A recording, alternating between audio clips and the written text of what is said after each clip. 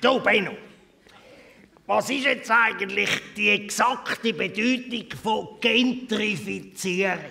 Ja, ich müsste es im Zusammenhang hören. Ja, den Zusammenhang weiss ich jetzt doch auch nicht.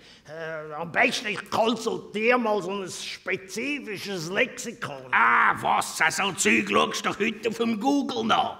Ja, aber bei dem Google muss ich doch zuerst in dem Internet einloggen, oder? Nein, da brauchst du kein Passwort. Der Google gibt's gratis zum Internet dazu. Aha. Du tippst ein Wort ein, aber vorsichtig, weil alles, was du denen eingibst, da sammelt es gerade all deine Daten und heben es das Leben lang vor. Weisst, wenn mich der Google auf der Straße fotografiert, ist mir das gleich.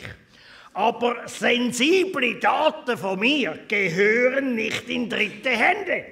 Mich nimmt ja noch Wunder, wo die Datenmengen aufbewahren. Ja, in diesen Surferinnen. Die müssen doch auch noch immer stehen. Ja, weißt du, das ist alles kompromittiert. Die neueste Technologie. Du, Benno, woher weißt du das eigentlich alles? Ja, als ich mit dem Taxi auf Datenfunk umgestiegen bin, habe ich mir das natürlich alles aneignen. Aha, aber was heisst jetzt genau Gentrifizierung?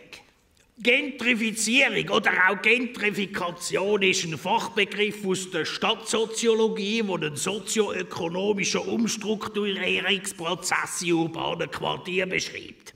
Es geht um einen soziokulturellen Change und wenn das in Global Cities durch internationale Investoren stattfindet, redet man auch von Supergentrifikation. Aha, ja, das hättest du mir auch am Anfang schon sagen können, oder?